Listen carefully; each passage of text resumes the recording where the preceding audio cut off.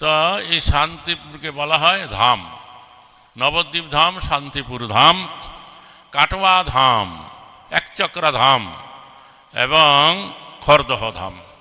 এগুলা হচ্ছে এই গৌরধাম। গৌরাঙ্গ মহাপ্রভুর আগমনের পূর্বে এই সমস্ত ধাম তৈরি হয়েছে। তো এই শান্তিপুর হইতে অদ্বৈত আচার্যের ধাম। অদ্বৈত আচার্যের আবির্ভাব স্থান হয়েছে বর্তমান বাংলাদেশের শ্রীহট্টে, নাউর গ্রাম, নবগ্রাম। সেখান থেকে অদ্বৈত আচার্যের পূর্বপুরুষরা মস্ত বড় জমিদার ছিলেন এবং তারা উচ্চ রাজপদে অধিষ্ঠিত ছিলেন। তো এই শান্তিপুরে তাদের এই বিশাল জায়গা ছিল। অদ্বৈত আচার্য গোসাই এই 14-15 বছর বয়সে শ্রীহট্ট থেকে এখানে এসে তিনি বাস করতে লাগলেন এবং সেই সময়ে তিনি এখানে টোল খুলে কী করেছিলেন, ছাত্রদের পড়াচ্ছিলেন। বোঝা গেল, ছাত্রদের পড়াচ্ছিলেন। আর তিনি এই জগতের মানুষের অবস্থা দেখে খুবই মর্মাহত হলেন। সমস্ত মানুষ, লোকজন তারা ভগবত বহির্মুখী আছে। তো তিনি চিন্তা করলেন যে এই জগৎ জীবের কি করে মঙ্গল সাধন করা যাবে।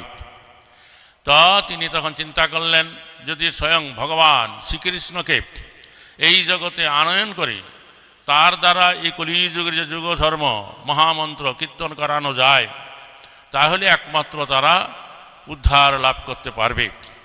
তখন তিনি চিন্তা করে দেখলেন যে এই যে শালগ্রাম শিলারূপী ভগবান আছে, তাকে যদি আমি গঙ্গা জল আর তুলসীপত্র গঙ্গা জল দিয়ে আরাধনা করে তাকে যদি আমি আহ্বান করব, তাহলে তিনি এই জগতে অবতীর্ণ হইবেন।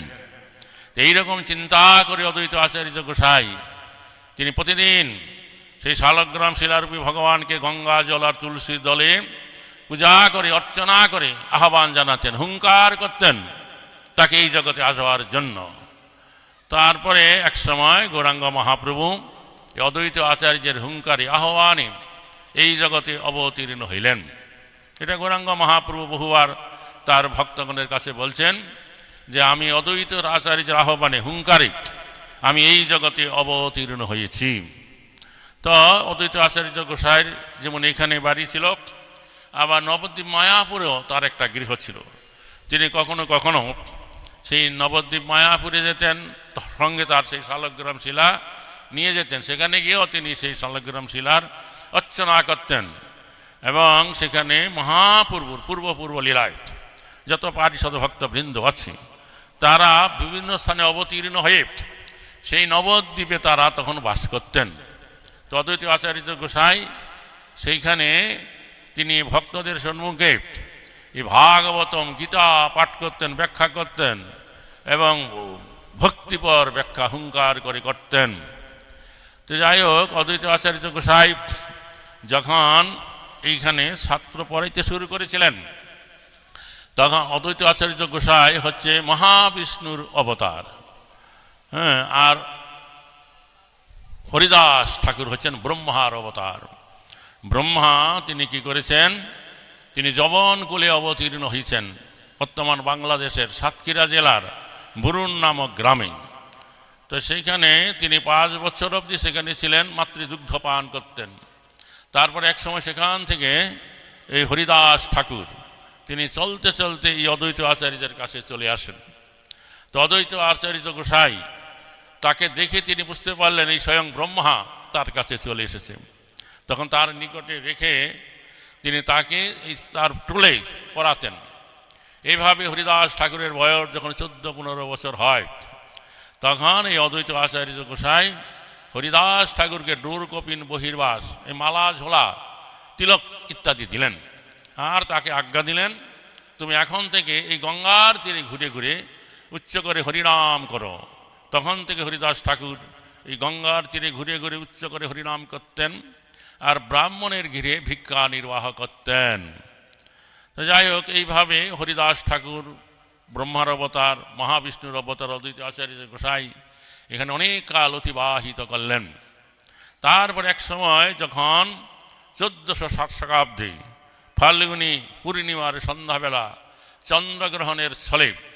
গৌরাঙ্গ মহাপ্রভু এই জগতে আবির্ভূত হইলেন নিতাই গর্বে আনন্দে। তখন চন্দ্রগ্রহণের স্থলে সমস্ত নদীয়ার লোক তারা তখন গঙ্গায় স্নান করতে গেলেন। যারা কোনোদিন মুখে হরিনাম করে না তারাও সেদিন হরি হরি বলছে, পুণ্ডরীকাক্ষ ভগবানের নাম করছেন। আর এখানে অদ্বৈত আচার্য গোসাই তার জানতে পেরে তিনি হরিদাস ঠাকুরকে নিয়ে ঠারে ঠুরে সেই কথা বললেন এবং তিনিও উচ্চ করে হরিনাম করে গঙ্গায় স্নান করলেন।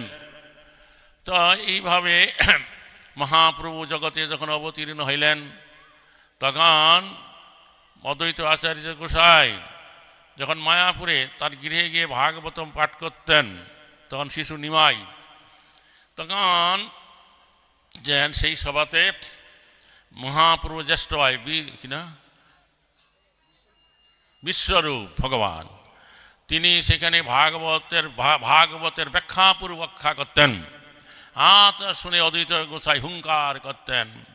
এইদিকে সচিমাতা রান্না করে ভগবানকে ভোগ নিবেদন করে শিশু নিমাইকে বলতেন, তোমার দাদা অদ্বৈত আচার্যের গোসাইয়ের গৃহ আছে, তাকে ডেকে নিয়ে আসো, ভোজন করবে।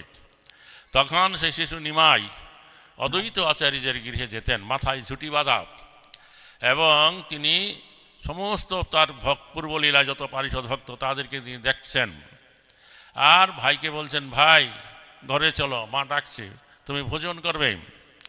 তখন অদ্বৈত আচার্য গোসাই অবাক দৃষ্টিতে সেই শিশু নিমাইকে দেখতেন আর ভাবতেন, আমি যাকে এই জগতে অবতীর্ণ হওয়ার জন্য আহ্বান করেছি তিনি এসেছেন, ইনি কি সেই? তো যাই হোক, এরকমভাবে এই মহা অদ্বৈত আচার্যের অনেক এখানে লীলা।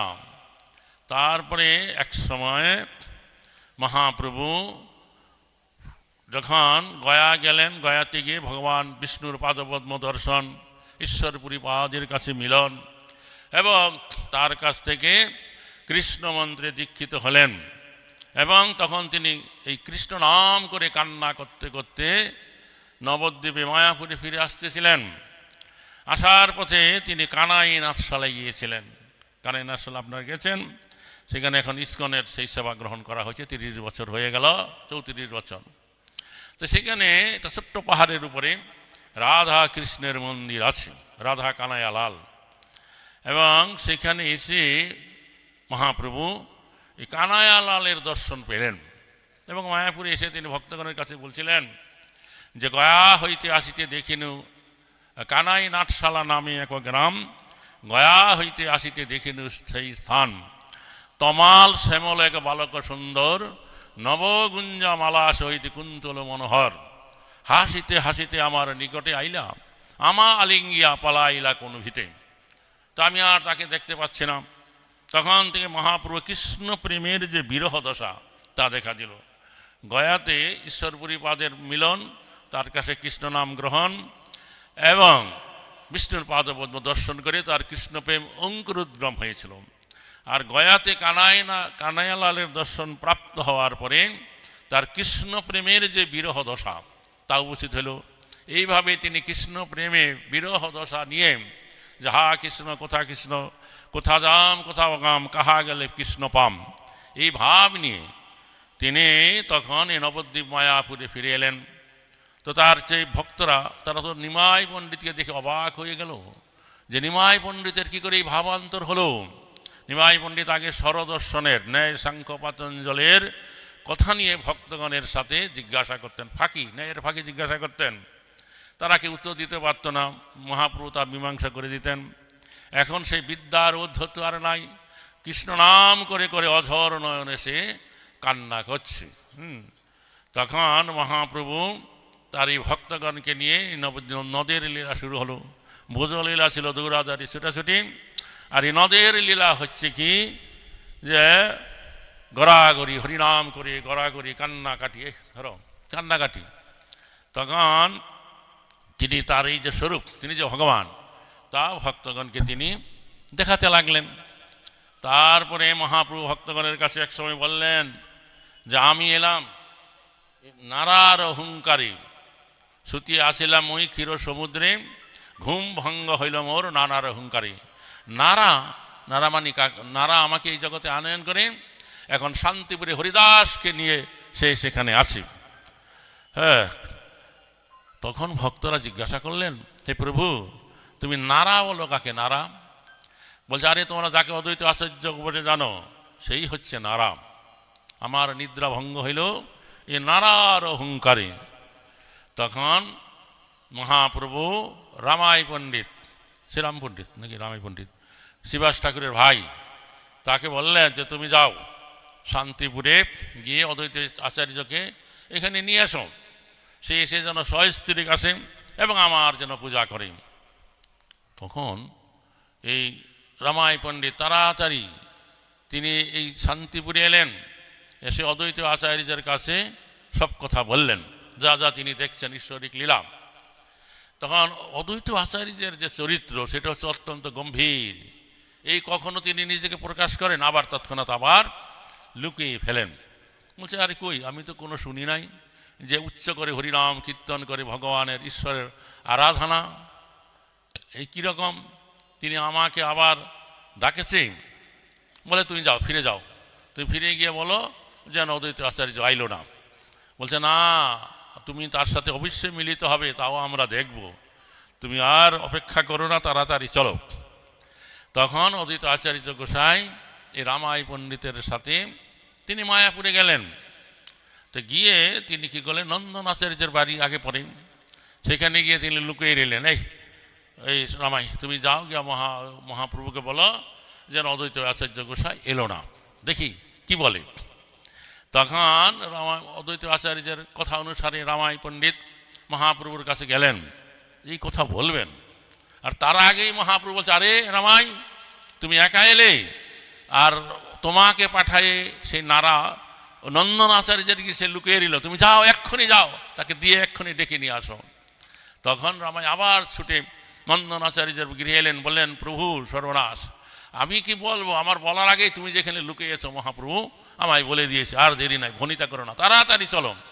তখন দুই বাহু তুলে অদ্বৈত আচার্য গোসাই নৃত্য করতে করতে মহাপ্রভুর কাছে গিয়ে দণ্ডবত প্রণাম করে পড়লেন এবং মহাপ্রভুর যে ফুল পুষ্প চন্দন নিয়ে গেছিলেন তা দিয়ে মহাপ্রভুর মহাপূজা করলেন। তখন সেইখানে গদাধর নিকটে ছিলেন, তিনি হাসছেন, বলছেন, আপনি এরকম প্রবীণ হয়ে এরকম একটা বালককে পূজা করাটা আপনার ঠিক নয়। অদ্বৈত আচার্য গোসাই বলছেন, আরে তুমি তাকে বালক বলছো, আর কিছুদিনের ভিতরেই তুমি বুঝতে পারবে তার কি মহিমা।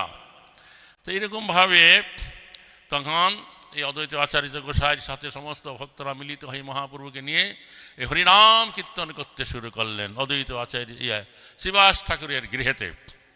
তারপরে কি হলো, সেই মহাপ্রভু যখন এরকমভাবে নিজেকে প্রকাশ করলেন, তার 1 বছর পরে নিত্যানন্দ প্রভুর আগমন ঘটল। নিত্যানন্দ প্রভু এসেও তিনি সে নন্দন আচার্যের গৃহে রুকিয়ে রইলেন। মহাপ্রভু ভক্তগণকে বললেন, দেখো, এই 2-1 দিনের ভিতরেই এই নবদ্বীপে একজন মহাপুরুষের আগমন ঘটবে, তোমরা তারকে খোঁজ করো। তখন এই হরিদাস এবং শিবাস ঠাকুর তাদেরকে পাঠালেন, তোমরা খুঁজে দেখো সে কোথায় আছে। তো তারা প্রতি ঘরে ঘরে, প্রতি মন্দিরে যেখানে সাধু সঙ্গ ভক্ত আছে তাদের খুঁজলেন, কোথায়ও তাকে খুঁজে পেলেন না। ফিরে এসে বললেন মহাপ্রভুর কাছে, আমরা পেলাম না। তখন মহাপ্রভু বললেন, তোমরা আমার সঙ্গে চলো।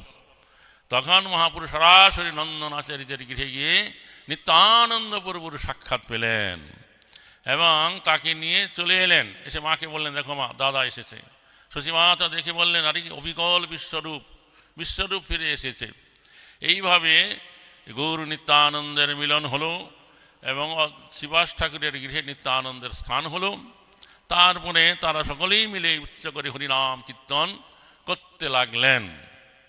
তারপরে এক সময়ে মহাপ্রভু নিত্যানন্দ প্রভু এবং হরিদাস ঠাকুরকে আজ্ঞা দিলেন যে, শোনো শোনো নিত্যানন্দ, শোনো হরিদাস, আমার আজ্ঞায় করহ প্রকাশ, প্রতি ঘরে ঘরে গিয়া করো এই ভিক্ষা, বলো কৃষ্ণ ভজ কৃষ্ণ, করো কৃষ্ণ শিক্ষা। তো মহাপ্রভুর কাছ থেকে এরকম আজ্ঞা প্রাপ্ত হয়ে নিত্যানন্দ প্রভু হরিদাস ঠাকুর এই নদিয়াবাসীর ঘরে ঘরে গিয়ে তারা এই আজ্ঞা করতে লাগলেন। তারপরে নিত্যানন্দ প্রভুর যে চরিত্র অত্যন্ত গভীর, বালকের মতো চঞ্চল, তখন এক সময় তারা কি করেছিলেন, যে জগাই মাধাইকে হরিনাম উপদেশ দিতে গেলেন।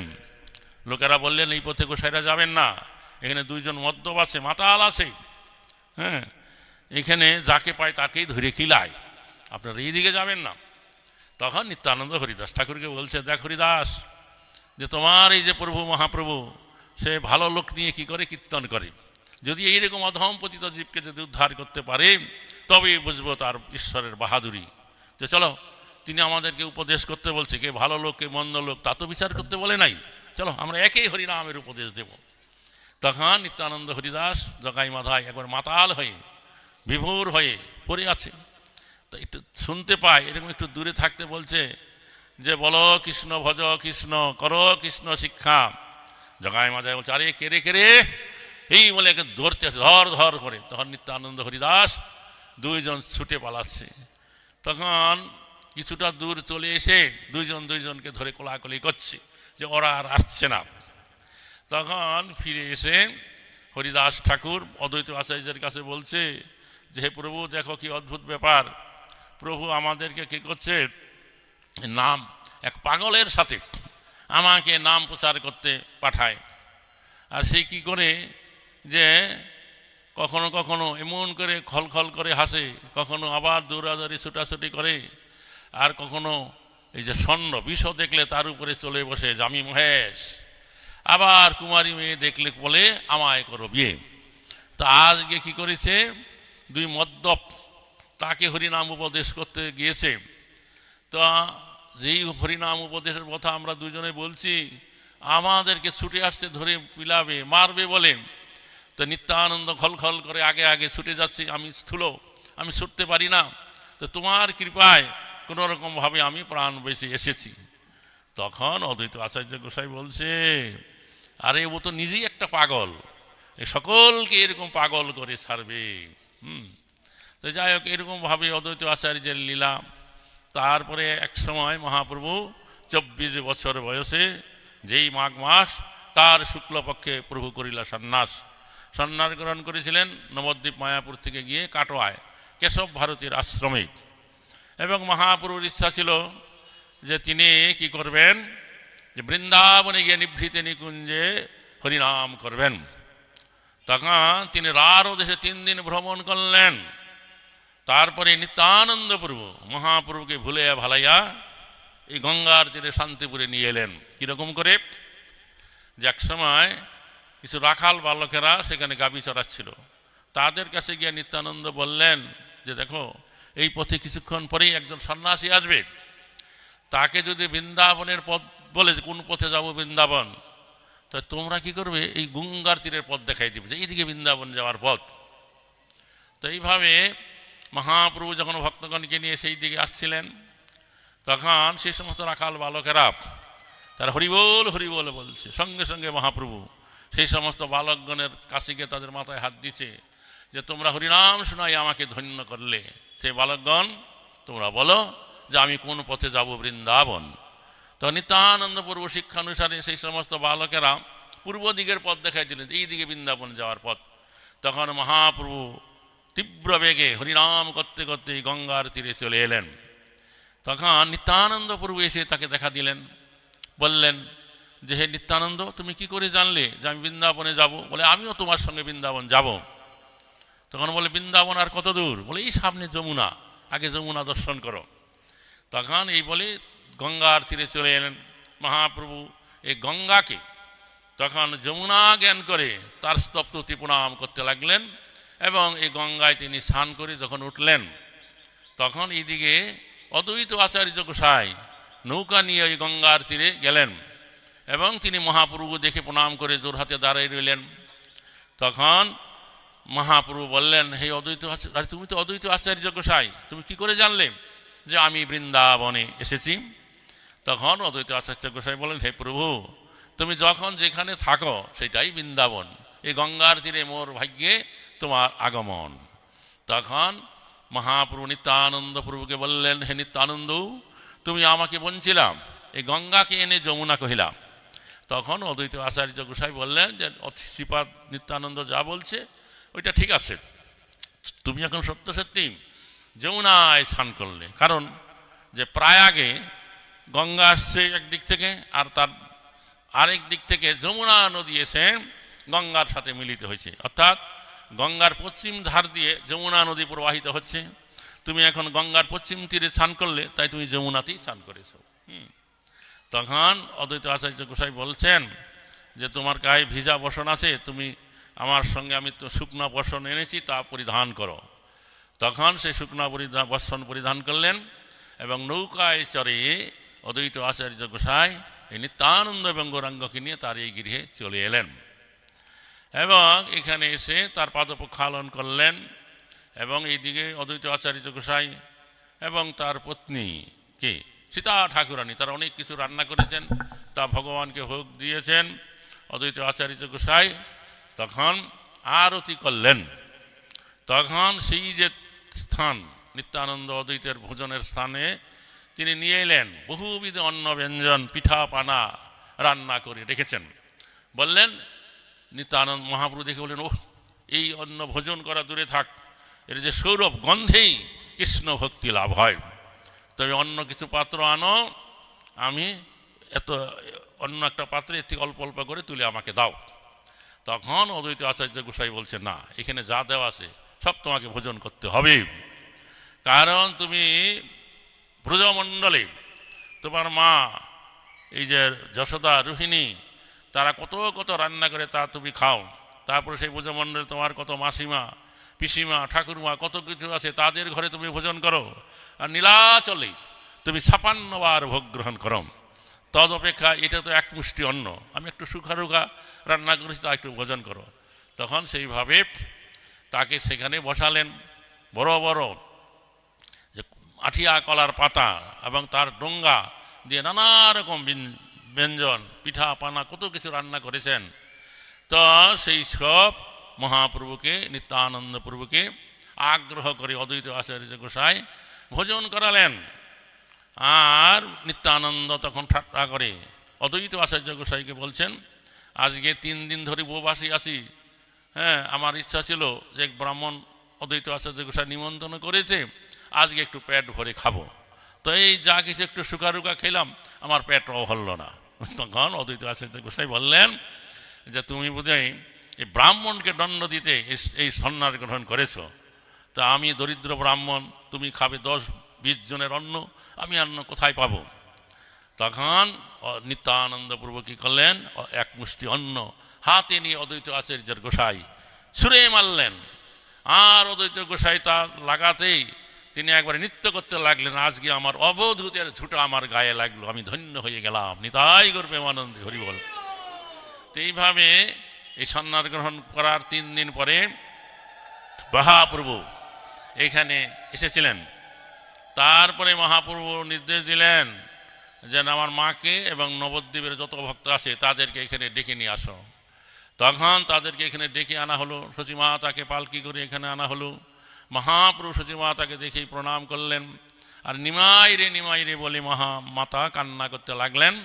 মহাপ্রভু বললেন যে কৃষ্ণ বলে কাঁদো মাতা, দুঃখ জুড়ে যাবে, কাঁদিলে নিমাই বলে নিমাই হারাবে। তখন থেকে এই সচিমাতা এই অদ্বৈত আচার্যের গৃহে রান্নার ভার দায়িত্ব গ্রহণ করলেন এবং তিনি প্রতিদিন এমন করে রান্না করতে লাগলেন। অদ্বৈত আচার্য গোসাই বহু রকম উপাচার নিয়ে এলেন রান্না করার। তো সেই বিবরণ চৈতন্য চরিতামৃত, চৈতন্য ভাগবতমে দেওয়া আছে যে সচিমাতা রান্না করলেন প্রথম দিন 20 রকমের শাক, বুঝতে পারছেন। মহাপ্রভু ভোজনে বসেছেন, চারিপাশে ভক্তরা বসেছে, আর মহাপ্রভু এক একটা শাক গ্রহণ করছেন, এক একটা শাকের যে কি গুণাগুণ তা তিনি বর্ণনা করতে লাগলেন। তো এই শাকের প্রতি মহাপ্রভুর এই প্রীতি দেখে ভক্তরা খুবই আনন্দিত হইলেন এবং প্রতিদিন মহাপ্রভু ভক্তগণকে নিয়ে এইরকম ভোজন করতেন, সচিমাতা রান্না করতেন, আর তারপরে সমস্ত ভক্তদেরকে নিয়ে এই হরিনাম কীর্তন করতেন, উদ্দণ্ড নিত্য কীর্তন করতেন। তখন অন্য অন্য যারা গৃহস্থ ভক্ত ছিলেন, চন্দ্রশেখর আচার্য, শিবাস ঠাকুর, তারা চাইলেন রান্না করে মহাপ্রভুকে ভোজন দিবেন। তখন সচিমাতা বললেন, দেখো যে তোমাদের সাথে এই নিমাইয়ের অন্যত্র দেখা হবে, সেখানে তোমরা রান্না করে ভোজন করাতে পাবো, আমি অভাগিনী, আমি আর নিমাইয়ের দেখা কোথায় পাবো? এই যে কদিন এই অদ্বৈত আচার্যের গৃহে নিমাই থাকবে, আমি রান্না করে ভোজন করাবো। তখন সবাই বলেন ঠিক আছে, মায়ের যা ইচ্ছা তাই হোক। তাই প্রতিদিন অদ্বৈত আচার্য গোসাই এত উপাচার সংগ্রহ করতেন, সচিমাতা রান্না করতেন, সমস্ত ভক্তদেরকে নিয়ে মহাপ্রভু ভোজন করতেন। চৈতন্য ভাগবতে বর্ণনা করা আছে যে অদ্বৈত আচার্যের গৃহ অক্ষয় অব্যয়, কোনো কিছুর অভাব নাই। হরে কৃষ্ণ। তো এইভাবে 10 দিন যখন এখানে অতিবাহিত হলো, তখন মহাপ্রভু ভক্তগণকে বললেন যে দেখো, যে আমি এখনো সন্ন্যাস গ্রহণ করেছি, তো আমি যদি এখন তোমাদের সঙ্গে থাকি, তোমাদেরও আনন্দ আমারও আনন্দ। আবার সন্ন্যাস গ্রহণ করে আত্মীয় কুটুম্ব বন্ধু বান্ধবের সাথে থাকতে নাই। আমি যদি এখন তোমাদের সঙ্গে থাকবো, তাহলে লোকেরা আবার কিন্তু আমার নিন্দা করবে, আর তা শুনলে পরে তোমাদের কিন্তু আবার দুঃখ হবে। তাইলে তোমরা এখন বলো যে আমি এখন কোথায় গিয়ে থাকবো। তখন এই নিত্যানন্দ, অদ্বৈত, মুরারি গুপ্ত, তারপরে চন্দ্রশেখর আচার্য, গঙ্গাদাস পণ্ডিত, তারা প্রধান প্রধান ভক্ত সচিমাতার কাছে গিয়ে এই কথা বললেন। এই কথা শুনে সচিমাতা তখন বললেন যে নিমাই যদি এখানে থাকে তাহলে আমার আনন্দ, কিন্তু আবার লোকে যদি নিমাইয়ের নিন্দা করবে, তা শুনলে আবার দুঃখ হবে। এত অপেক্ষা নিমাইকে করুক, এখন থেকে নীলাচলে গিয়া বাস করুক। নবদ্বীপ এবং এই নীলাচল যেন একটা বাড়ির 2টা ঘর। যদি নীলাচলে থাকে, তোমরা কখনো কখনো যাবে, তোমাদের মুখে নিমাই আমার কথা শুনতে পারবে, আবার তোমরা যখন ফিরে আসবে তোমাদের মুখে আমি নিমাইয়ের কথা জানতে পারবো। তো এই কথা শুনে সমস্ত ভক্তরা খুবই আনন্দিত হইলেন। তারা এসে তখন মহাপ্রভুর কাছে যখন এই কথা বললেন, এই কথা শোনা মাত্র মহাপ্রভু বললেন খুব ভালো কথা, আমি তাহলে এখন থেকে নীলাচলে গিয়ে বাস করব, এবং কালকেই আমি এখান থেকে নীলাচলের উদ্দেশ্যে যাত্রা করব। তখন অদ্বৈত আচার্য গোসাই যে মহাপ্রভু নীলাচলে যাবেন, 4 জন ভক্তকে নির্ধারণ করে দিলেন চৈতন্য চরিতামৃত গ্রন্থ অনুসারে। তারা হচ্ছে নিত্যানন্দ এবং নিত্যানন্দ, মুকুন্দ দত্ত, জগদানন্দ পণ্ডিত এবং দামোদর পণ্ডিত। এই 4 জন ভক্ত মহাপ্রভুর সাথে নীলাচল ধামে যাবেন। তখন মহাপ্রভু একে একে সমস্ত ভক্তদেরকে ধরে আলিঙ্গন করে তাদের কাছ থেকে বিদায় নিলেন। তারপরে দেখছেন মহাপ্রভু যে ঘরের একটা কোণায় হরিদাস ঠাকুর একটা খুঁটি ধরে দাঁড়িয়ে অঝোর নয়নে কান্না করছে। তখন মহাপ্রভু হরিদাস ঠাকুরকে ধরে বলেন, হে হরিদাস, তুমি কেন এমন করে কান্না করছো? হরিদাস ঠাকুর তখন বলছেন, হে প্রভু, যে তুমি নীলাচলে যাবে, আমি তো আর তোমাকে দেখতে পাবো না, তাই আমি কান্না করছি। কারণ আমার হীনকুলে অধমকুলে জন্ম, এবং সেই জগন্নাথপুরীতে অনেক ব্রাহ্মণ পূজারী পাণ্ডা আছে, আমার পশ্বে তারা অপবিত্র হয়ে যাবে। কাজে আমি নীলাচলেও আর যেতে পারবো না, তোমাকেও আর দেখতে পাবো না, তাই আমি কান্না করছি। তখন মহাপ্রভু হরিদাস ঠাকুরে বললেন, হরিদাস, তুমি এরকম করে দুঃখ করো না, আমি আগে নীলাচলে যাই।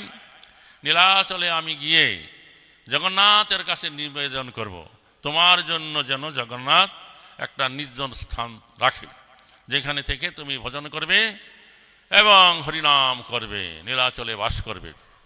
তখন মহাপ্রভু পরের দিন ভক্তগণের কাছ থেকে বিদায় নিয়ে তিনি যাত্রা করলেন। অদ্বৈত আচার্য সহ সমস্ত ভক্তরা কান্না করতে করতে মহাপ্রভুর পিছনে পিছনে চলতে লাগলেন। কিছু দূর যাওয়ার পরে মহাপ্রভু ফিরে অদ্বৈত আচার্য গোসাইকে ধরে আলিঙ্গন করে বললেন যে তুমি হচ্ছ সবার প্রবীণ, আর তুমি যদি এইরকমভাবে বেকুল হও, তাহলে অন্যদের অবস্থা কি হতে পারে? তো তুমি আর আমার পিছনে আর আগাবে না, তুমি সমস্ত ভক্তদের সমস্ত কিছু সমাধান করে যার যার নিজ নিজ গৃহে তুমি তাদেরকে পাঠিয়ে দাও।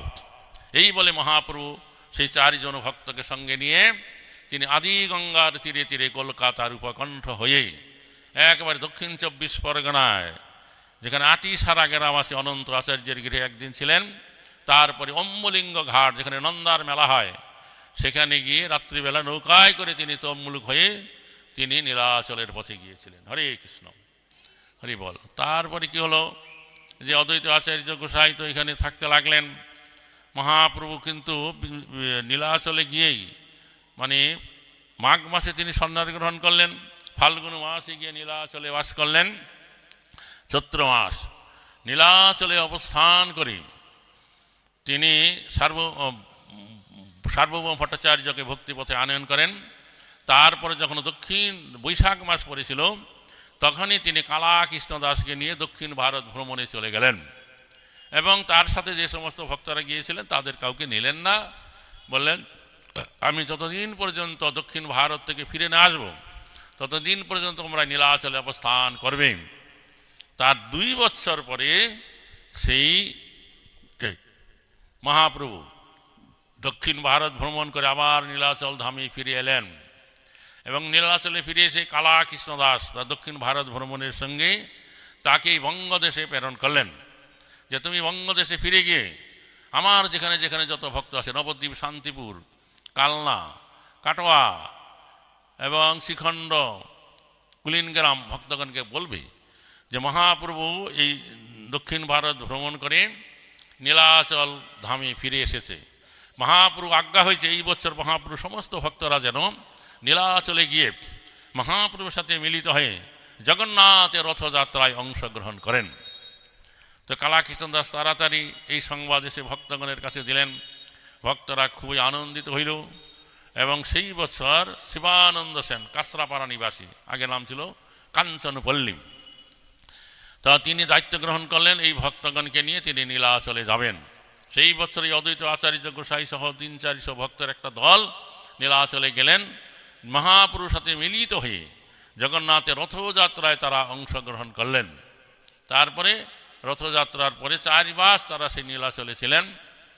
4 মাসের ভিতরে জগন্নাথের যত রথযাত্রা হলো, তারপরে ঝুলন যাত্রা, জন্মাষ্টমী, রাধা অষ্টমী, উত্থান একাদশী, দ্বাদশী, বিজয়া দশমী দর্শন করবার পরে কার্তিকী পূর্ণিমা অতিবাহিত হলে মহাপ্রভু ভক্তগণকে আজ্ঞা দিলেন তোমরা এইবার দেশে ফিরে যাও এবং শিবানন্দ সেনকে আজ্ঞা দিলেন যে তুমি প্রতি বছরই এই জ্যৈষ্ঠ মাস আসলে পরে আমার এই ভক্তগণকে নিয়ে নীলাচল ধামে নিয়ে আসবে। তখন থেকে প্রতি বছরই জ্যৈষ্ঠ মাস আসলে পরে অদ্বৈত আচার্য গোসাই সহ সমস্ত ভক্তরা নীলাচল ধামে যেতেন। তো যাই হোক, তো সেই যে নীলাচলে অনেক লীলা, মহাপ্রভু অদ্বৈত আচার্য গোসাই তাকে সেখানে ভোজন করাছেন কিভাবে অদ্ভুত। অর্থাৎ একবার ভোজনের কথা লেখা আছে যে অদ্বৈত মহাপ্রভু যখন ভোজন গ্রহণ করতে যেতেন, ভক্তরা নিমন্ত্রণ করতেন, তখন অদ্বৈত আচার্যের গোসাইয়ের ইচ্ছা হইল যে আমি যেন একদিন একাকী মহাপ্রভুকে ভোজন করাতে পারি। কারণ অন্যান্য ভক্তরা যখন থাকে মহাপ্রভু কী করে ভোজন সংকোচ করে, মানে কম করে ভোজন করে। মহাপ্রভুকে যদি আমি একাকী পাই তাহলে অধিক ভোজন তাকে আমি করাতে পারি। তো এইরকম চিন্তা করে নিমন্ত্রণ করলেন। তখন মহাপ্রভু একা যেতেন না, 10-12 জন সন্ন্যাসী তারা ছিল, তাদেরকে নিয়ে যেতেন। তো সেই দিন কি হয়েছিল, মহাপ্রভু একটু আগে চলে গেলেন আর ঠিক তারপরেই প্রচণ্ড ঝড় বৃষ্টি হলো, তখন কেউ আর আসতে পারল না। তখন অদ্বৈত আচার্য গোসাই প্রাণ ভরে মহাপ্রভুকে ভোজন করালেন। চৈতন্য চরিতামৃত গ্রন্থে শেষে এটা বর্ণনা করা আছে। তারপরে মহাপ্রভু এক সময় তিনি কি করেছিলেন, সন্ন্যাস গ্রহণ করবার 5 বছর পরে বৃন্দাবনে যাওয়ার ছল করে এই বঙ্গদেশে এলেন এবং এই বঙ্গদেশে এসে তিনি প্রথমে পানিহাটিতে উঠেছিলেন, তারপরে হালিশহর চৈতন্য ডোবা শিবাস ঠাকুর তখন সেখানে বাস করতেন, তারপর ওখান থেকে নৌকা পথে কাছড়াপাড়া শিবানন্দ সেন বাসুদেব দত্তের গৃহে এলেন, তারপর ওখান থেকে নৌকায় করে তিনি এই শান্তিপুরে অদ্বৈত আচার্যের গৃহে এলেন। তখন এত লোক, এত ভক্ত চারিদিক থেকে আসছে, গাছ লোকের বাড়ি ঘর এবং এই প্রাচীর গাছপালা উঠে মহাপ্রভুকে দর্শন করছে, সে বাড়ি ঘর প্রাচীর ভেঙে পড়ে যাচ্ছে। তারপর মহাপ্রভু নিত্যানন্দ এবং অদ্বৈত আচার্য গোসাইকে বললেন যে আমি এই বঙ্গদেশে আসার পরে যেখানে যাই লোকের এত সংঘট, লোকের মাথার মাথা, তো তোমরা একটা কাজ করো, আজকে রাত্রে আমার জন্য ভালো একটা নৌকা জোগাড় করো। সেই নৌকায় করে আজকে আমি এখান থেকে রাত্রের ভিতরেই কি করব, নবদ্বীপের পশ্চিমে যে বিদ্যানগর আছে, বিদ্যা বাতাসতী বাস করে, তার গৃহে গিয়ে আমি চুপচাপ বাস করব। প্রতিদিন 3 বার আমি এই গঙ্গায় স্নান করব। আমার এই কথা তোমরা কাউকে বলবে না।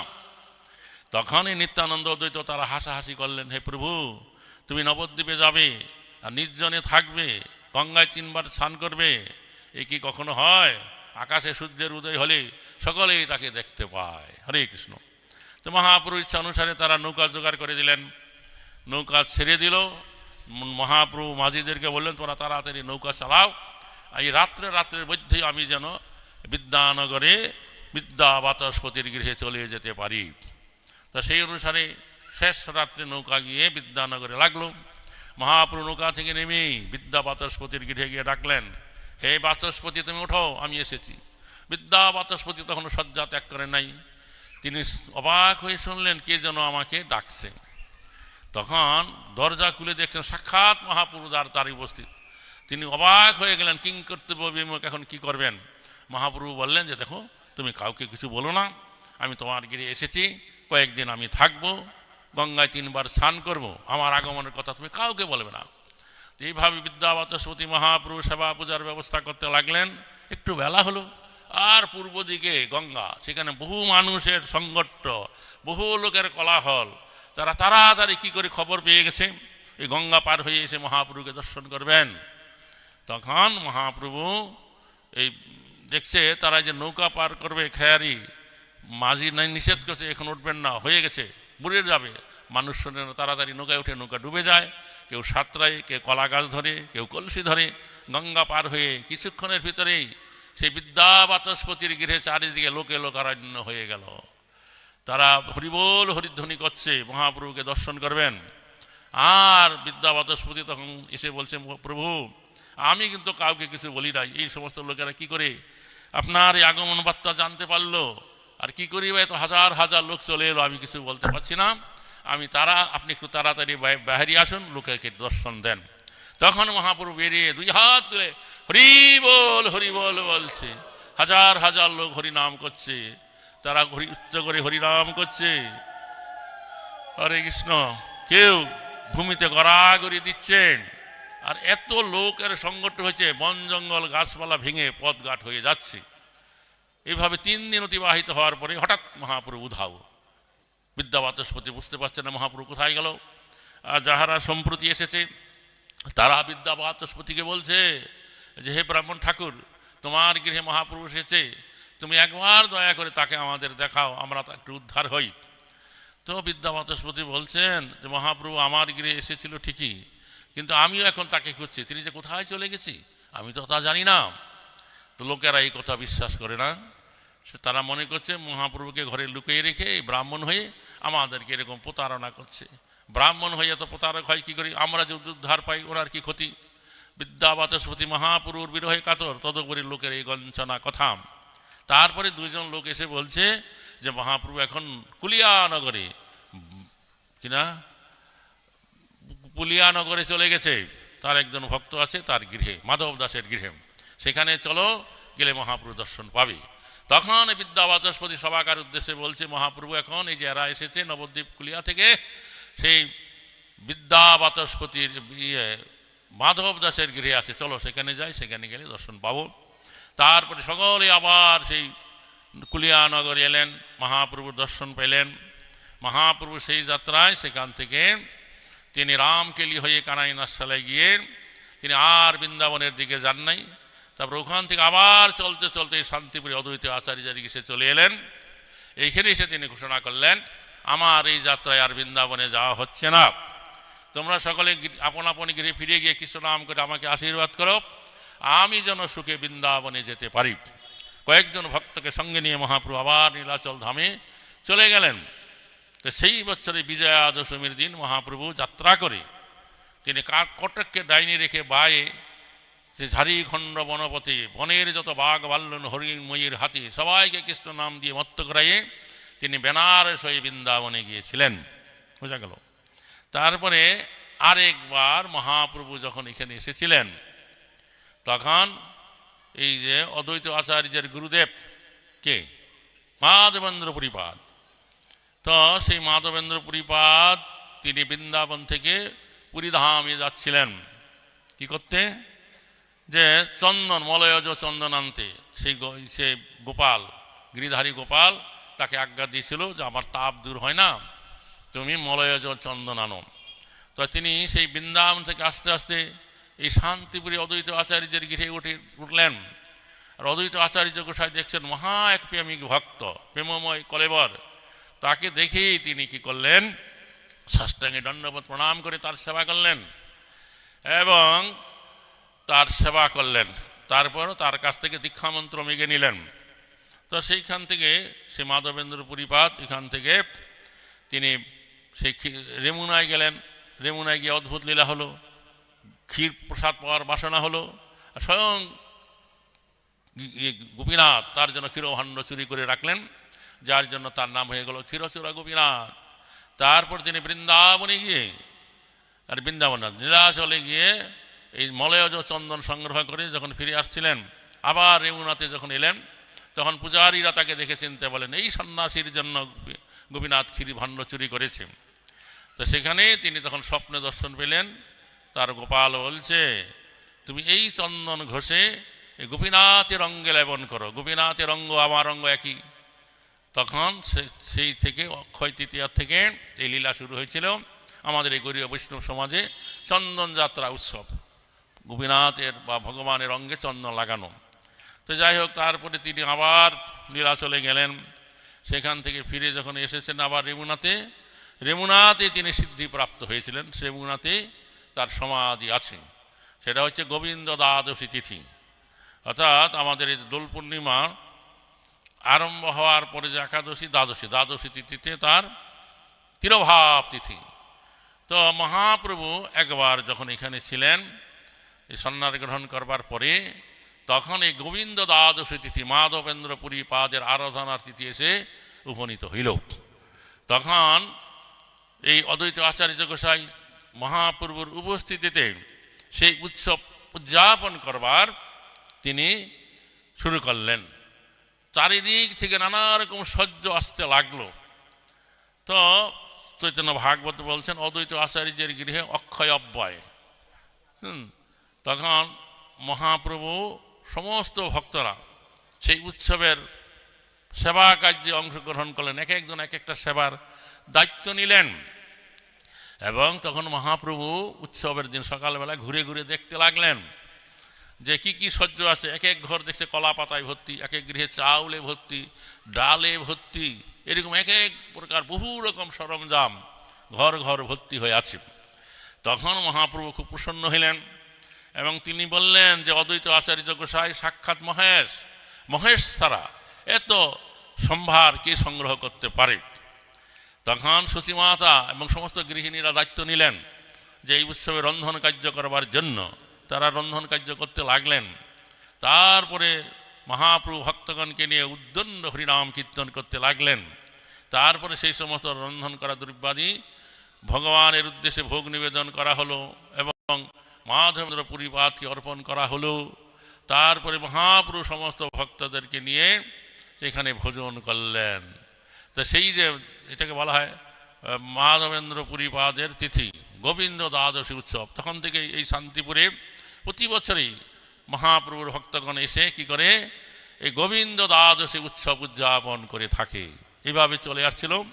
তো এই যে এখানে যে গোস্বামী এলেন, তার পিতা শান্তি সখা গোস্বামী, তিনি তখন এক সময় আমাদের মায়াপুরে গেলেন 88-এ, মনে আছে 1988-এ, গিয়ে আমাদের গুরু মহারাজের সাথে সাক্ষাৎ করে বললেন যে এই যে শান্তিপুরের উৎসব গোবিন্দ দ্বাদশী উৎসব, এটা পালন করার দায়িত্ব আপনারা গ্রহণ করুন। আমি অন্যান্য বৈষ্ণবদেরকে দিয়েছিলাম, তারা তেমন সুবিধা করতে পারল না। তখন আমাদের গুরু মহারাজ আমাদের জিবিসি পরিচালক গোষ্ঠী ভক্তগণের সাথে আলোচনা করলো যে আমাদের যে আমরা মায়াপুর ফেস্টিভ্যাল কমিটি যে মায়াপুরে দোল পূর্ণিমা উৎসব উদযাপন করি, তার ভিতরে একটা দিন থাকবে এই শান্তিপুর ফেস্টিভ্যাল, একাদশীর পরের দিন, গোবিন্দ দ্বাদশীর দিন। এটা আমার এই দিন আর অন্য কোনো উৎসব কিছু থাকবে না।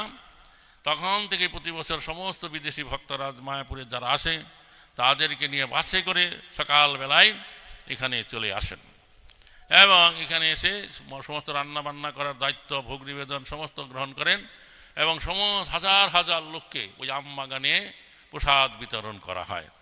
মহাপ্রভু সে যেই উৎসবে ছিলেন তিনি বলেছিলেন যে এই যে মাধবেন্দ্র পুরী আরাধনার তৃতীয় দিন যারা এখানে এসে কৃষ্ণ প্রসাদ গ্রহণ করবেন তারা অবশ্যই কৃষ্ণ ভক্তি কৃষ্ণ প্রেম প্রাপ্ত হয়ে যাবেন। এই জন্য বহু মানুষ ওই দিন গোবিন্দ দ্বাদশীর দিন এখানে এসে প্রসাদ গ্রহণ করেন। বোঝা গেল? তো যাই হোক, এইভাবে সেই উৎসব এখনও চলছে। পরে এখানে ডেকারেটের দ্বারা একটা মঞ্চ করে এখানে মহারাজরা বসতেন আর ভক্তরা এখানে বসতেন। এখানে মাধবেন্দ্র পুরীবাদের কথা, অদ্বৈত আচার্যের কথা তারা প্রবচন দিতেন, বলতেন, কীর্তন করতেন। তারপরে এই বাগানে গিয়ে প্রসাদ পেতেন এবং হাজার হাজার লোক, স্থানীয় লোকেরা এখানে উপস্থিত হয়। এবং গত 2 বছর আগে আপনি শুনলেন গোস্বামীর মুখে, এখানে এই মঞ্চটা স্থায়ীভাবে ইস্কন থেকে করে দেওয়া হয়েছে। এখন ভক্তরা এখানে এসে বসেই তারা প্রবচন বক্তৃতা দিয়ে থাকেন। তো সেই মঞ্চে এই তো আগামী 28শে ফেব্রুয়ারি দোল পূর্ণিমার 3 দিন আগে, 3 তারিখে দোল পূর্ণিমা হবে, আর 28 তারিখে হবে এই মাধবেন্দ্র পুরীপাদের এই শান্তিপুর ফেস্টিভ্যাল উৎসব। আপনারা যাদের সম্ভব হয় এখানে অবশ্যই আসবেন। নিতাই গৌর প্রেমানন্দ হরি বল। এখানে ওই দিন এসে যদি প্রসাদ পাবেন, অবশ্যই কৃষ্ণ প্রেম, কৃষ্ণ ভক্তি প্রাপ্ত হয়ে যাবেন। মহাপ্রভু নিজের মুখের কথা, হরে কৃষ্ণ, নিতাই গৌর প্রেমানন্দ হরি হরি বল।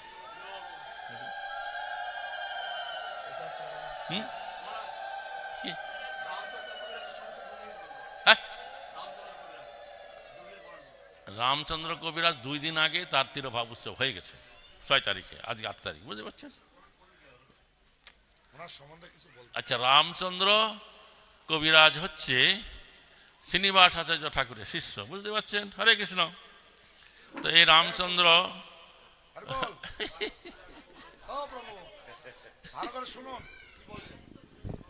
কারণে তো দেওয়া আছে, শুনছেন না তো? ঠিক আছে। তো এই রামচন্দ্র কবিরাজের গ্রাম ছিল মুর্শিদাবাদ জেলার কুমারপুর গ্রাম, কুমারপুর। আর তাদের মামার বাড়ি ছিল শিখন্ড গ্রাম। মামার বাড়িতে তার জন্ম হয়েছে, বুঝতে পারছেন? এবং এই রামচন্দ্র কবিরাজ এই দেখতে খুব সুন্দর ছিলেন, খুব সুপুরুষ ছিলেন। তিনি একবার বিবাহ করে তার পত্নীকে নিয়ে পালকি করে তিনি যখন বাড়িতে ফিরে আসছিলেন, এই কাটোয়ার নিকটে জাজিক গ্রাম, এই জাজিক গ্রাম চিনেন তো, রাস্তার পাশে বাড়ি। তখন সেখানে এই নরোত্তম দাস ঠাকুর এবং শ্রীনিবাস আচার্য তারা ওখানে বসেছিলেন বৃক্ষের নিচে। তখন ওই পালকিটা ওখানে কোনো কারণে বাহকের একটু নামাই ছিল। তখন পালকির ভিতরে কে যাচ্ছে দেখছে, একদম সুন্দর সুপুরুষ। এটা দেখে শ্রীনিবাস আচার্য ঠাকুর বলছে, এমন সুন্দর সুদেহ, এই দেহে নিয়ে সে হরিনাম হরিভজন করলো না, সে মানে সংসার গৃহস্থী হয়ে কি করছে, বাড়িতে যাচ্ছে সংসার ধর্ম পালন করতে। এরকম কথা তারা আলোচনা করছিলেন নরোত্তম দাস ঠাকুর আর শ্রীনিবাস আচার্য ঠাকুর। পালকির ভিতরে বসেই রামচন্দ্র কবিরাজ এই কথা শুনতে পেলেন। তো পালকি যথারীতি তার বাড়ি কুমারপুর গ্রামে চলে গেল। আর সেই কথা তার কানে বারবার বাজতে লাগলো। আর তার 1-2 দিন পরেই তিনি বাড়ির থেকে পলাই কাউকে কিছু না বলে আবার এই জাজিক গ্রামে চলে এলেন। এসে শ্রীনিবাস আচার্য ঠাকুরকে তিনি প্রণাম করে বসলেন। বলছেন, ওই যে কয়েকদিন আগে দেখছিলেন না পালকি করে একজন বর বেশে যাচ্ছে, আমি হচ্ছি সেই বর। তা আপনারা যে আলোচনা করছিলেন যে এমন সুন্দর দেহে হরিনাম হরিভজন করলো না, সংসার ধর্ম পালন করতে গৃহে প্রবেশ করছে, তো এই কথার মানে কি? তখন শ্রীনিবাসাচার্য ঠাকুর তার সাথে কৃষ্ণ কথা আলোচনা করলেন এবং আমাদের এই দুর্লভ মানব জীবনে যে হরিনাম হরিভজন করা একমাত্র কর্তব্য, এই কথা বললেন। তখন এই রামচন্দ্র কবিরাজের মতি ফিরে গেল। তিনি তখন হরিনাম হরিভজন করলেন এবং শ্রীনিবাস আচার্য ঠাকুরের কাছ থেকে তিনি দীক্ষামন্ত্র মেগে নিলেন। এবং শ্রীনিবাস আচার্য ঠাকুরের সাথে রামচন্দ্র নরোত্তম দাস ঠাকুরের বন্ধুত্ব ছিল। তো নরোত্তম দাস ঠাকুর এবং রামচন্দ্র কবিরাজ তখন বন্ধু হয়ে গেল। দুজন একসঙ্গে থাকতেন, দেশে দেশে ঘুরে মহাপ্রভুর বাণী প্রচার করতেন। আর সংসার ধর্ম তার কোনো মতি নাই। তারপর একবার খেতুরি গ্রামে এরা এই রামচন্দ্র কবিরাজ এবং নরোত্তম দাস ঠাকুর তখন গঙ্গায় স্নান করতে যাচ্ছিলেন। তখন দেখলেন 2টা যুবক ছেলে, 2 ভাই, বহু ছাগল পাঠা, বুঝতে পারছেন, আর বড় বড় মহিষ নিয়ে কোথায়ও যাচ্ছে। তখন এই নরোত্তম দাস ঠাকুর এবং রামচন্দ্র কবিরাজ তাদেরকে জিজ্ঞাসা করলেন যে তোমরা এই সমস্ত ছাগল মহিষ নিয়ে কোথায় যাচ্ছ? বলছে, আমাদের পিতা হচ্ছে কোন একটা গ্রাম জমিদার, তার উপাসনা হয়েছে তিনি চণ্ডী পূজা করবেন, আর এই সমস্ত ছাগল মহিষ তাতে বলি দিবে। আমরা এই সমস্ত ছাগল মহিষ কিনে বাড়ি যাচ্ছি। তখন তাদেরকে নিয়ে তারা দুজন বসলেন এবং কৃষ্ণ কথা আলোচনা করলেন যে এই যে ছাগল মহিষ এরকম বলি দেওয়া, এটা আমাদের শাস্ত্রে নাই, এটা মহাপাপ হয়, তোমরা এখন একে ছেড়ে দাও আর হরিরাম হরিভজন করো। তখন তাদের মতি ফিরে গেল দুজনেরই। তখন তারা ওই খেতুরি গ্রামে থাকলেন, বৈষ্ণব সদাচার পালন করলেন। তখন নরোত্তম দাস ঠাকুর বললেন, আমি এদের বড় ভাইকে দীক্ষা দিব, তুমি ছোট ভাইকে দীক্ষা দাও। তখন দুইজনকে দীক্ষা দিলেন। তারপরে কি হলো, তো এক সময় তারা মালা তিলক ধারণ করলেন, কৃষ্ণনাম করতে লাগলেন। তারপর এক সময় তাদের গ্রামের বাইরে একটা বৈষ্ণব ছিল, নরোত্তম দাস ঠাকুর শিষ্য, তার বাড়িতে গিয়ে উঠলেন। আর তাদের পিতা তো ভীষণ রেগে গেল যে কি এইরকমভাবে বৈষ্ণব ধর্ম গ্রহণ করছে, কায়স্থের কাছে দীক্ষা নিচ্ছে। তখন তিনি অনেক ব্রাহ্মণ পণ্ডিত জোগাড় করেন, তাদের সাথে তক্ক করে তাদের হারিয়ে দেবে, এরকম তাদের মনোভাব। এইরকম ঘরে পণ্ডিত ব্রাহ্মণদেরকে নিয়ে তারা যখন আসছিল, তখন ওই কুমারপাড়া গ্রামে এসে তারা শিবির করে মূল গাছতলায় অবস্থান করল। তখন এই রামচন্দ্র কবিরাজ এবং আরেকজন ভক্ত, কি নাম যেন তারা দুইজনে ঠিক করলো যে আমরা এদেরকে নরোত্তম দাস ঠাকুরের কাছে গিয়ে তর্ক করতে দেব না, আমরা এখান থেকেই ওদেরকে পরাস্ত করে ফিরিয়ে দেব। তখন তারা একজন ওই হাটে পান বিক্রেতা হয়ে বসে গেলেন পান বিক্রি করতে, আরেকজন হাড়ি বাসনপত্র মাটির বিক্রি করতে কুমার সেজে বসে গেলেন। তখন ওই সমস্ত লোকেরা যখন ওই পান কিনতে হাড়ি বাসন কিনতে এলো, তারা দুজন যখন শুদ্ধ সংস্কৃত ভাষায় কথা বললেন, তখন ওরাও সংস্কৃত বলতে লাগলো, নানা রকম তর্ক উত্থাপন করলো। ওরা তখন আর পাচ্ছে না। তখন ওরা বলল যে জানো আমরা কে, আমরা হচ্ছে নরোত্তম দাস ঠাকুরের গ্রামের লোক, বারুই আর কুমার। তখন তারা কি করলো, অন্যান্য ব্রাহ্মণ পণ্ডিত যারা আছে তাদেরকে ডেকে নিয়ে এলো। তখনকার দিনে লেখাপড়া বিদ্যা শিক্ষাটা এরকম ছিল, মানে তর্ক করে একজনকে আরেকজনকে হারাবে বিদ্যার তর্ক নিয়ে। তখন ওরা যখন এলো, তখন ওদের সাথে তারা দুইজন এরকম শুদ্ধভাবে সংস্কৃত ভাষায় শাস্ত্র কথা আলোচনা করে তর্ক করতে লাগলেন। ওই পণ্ডিতেরাও হেরে গেল, বুঝতে পারছেন? তো রাত্রে ওরা যখন সেখানে বিশ্রাম করছিল, তখন সেই যে জমিদার সে কে, তখন মা কালী চণ্ডী একবারে ত্রিশূল নিয়ে ওদেরকে রাগারাগি করছে, তোমরা ঠাকুর মশাইয়ের সাথে তর্ক করতে যাচ্ছ? তো তিনি এমন একজন শুদ্ধ বৈষ্ণব, আমি কি করে তোমাদের সাথে কথা বলবো? তো তোমরা যদি বাঁচতে চাও, কালকে তোমরা তার কাছে গিয়ে শরণাগত হও, তার কাছে আশ্রয় গ্রহণ করো, ক্ষমা চাও, দীক্ষা নাও। তখন পরের দিন ওদের মতি ভরে গেল। পরের দিন তারা সকলেই এক খেতুরি গ্রামে গিয়ে নরোত্তম দাস ঠাকুরের সাথে কথা বললেন। তারাও তখন মহান বৈষ্ণব ভক্তে পরিণত হয়ে গেলেন, বুঝতে পারছেন? তো সেই রামচন্দ্র কবিরাজ বহুকাল তিনি এরকম করে ওই খেতুরিতে, যেখানে গৌরাঙ্গ বাড়ি আছে তার থেকে উত্তর দিকে একটা জায়গা আছে, একটু উঁচু জায়গা, একটা গাছ আছে, আমিও 2 বছর আগে গিয়েছিলাম, ওইখানে আছে, ওইটাকে ভজনস্থলী বলা হয়। ওখানে তারা নির্জনে থাকতেন আর নিকটস্থ পুকুরে তারা স্নান করতেন। তারপরে যে এই যে রামচন্দ্র কবিরাজ বিবাহ করেছেন, তার পত্নীর সাথে যোগাযোগ নাই, সাক্ষাৎ নাই। তো সেই রামচন্দ্র কবিরাজের পত্নী সেই নরোত্তম দাস ঠাকুরের কাছে পত্র লিখলেন যে আমার স্বামী, তার দেখা আমি পাই না, তার সেবা করতে পারি না, সে সব সময় আপনার সঙ্গে থাকেন, তা আপনি তাকে দয়া করে একটু আমার কাছে পাঠাবেন, আমি তাকে দেখতে চাই, সেবা করতে চাই। তখন নরোত্তম দাস ঠাকুর হেসে রামচন্দ্র কবিরাজকে বলছেন যে রামচন্দ্র, তোমার পত্নী এরকম পত্র পাঠাইছে, তা তুমি একবার তোমার পত্নীর সাথে সাক্ষাৎ করো, নাহলে আমার সতীন আবার আমার উপরে রাগ করবে। তখন রামচন্দ্র কবিরাজ ইচ্ছা নাই গৃহে যাওয়া। তারপরে তবু রামচন্দ্র কবিরাজ নরোত্তম দাস ঠাকুরের কথা রক্ষার জন্য তিনি গেলেন। আর সেই শেষ রাত্রেই তিনি এসে নরোত্তম দাস ঠাকুরের দরজার সামনে বসে আছে একটা ঝাড়ু নিয়ে। যেই না নরোত্তম দাস ঠাকুর স্নান আদি কার্য করতে বেরোবে, সেই ঝাড়ু নিয়ে নিজের পিঠে তিনি মারছেন। তখন নরোত্তম দাস ঠাকুর তাকে ধরছে, তুমি এই কি কার্য করছো? তো যাই হোক, এইরকম তাদের অপূর্ব লীলা। তারপরে এক সময়ে এই রামচন্দ্র কবিরাজ শ্রীনিবাসাচার্য ঠাকুর তিনি বৃন্দাবনে গেলেন, তার আগেও গেছেন, এইবার দ্বিতীয়বার যাচ্ছে। তখন রামচন্দ্র কবিরাজের ইচ্ছা ছিল যে তার গুরুদেবের সাথে তিনিও বৃন্দাবনে যাবেন। তখন গুরুদেব আজ্ঞা করলেন, না, তোমার আমার সঙ্গে যাওয়ার দরকার নাই, তুমি কি করো, এই নরোত্তমের সঙ্গে থাকো, তার সঙ্গে থেকে ঘুরে ঘুরে প্রচার করো।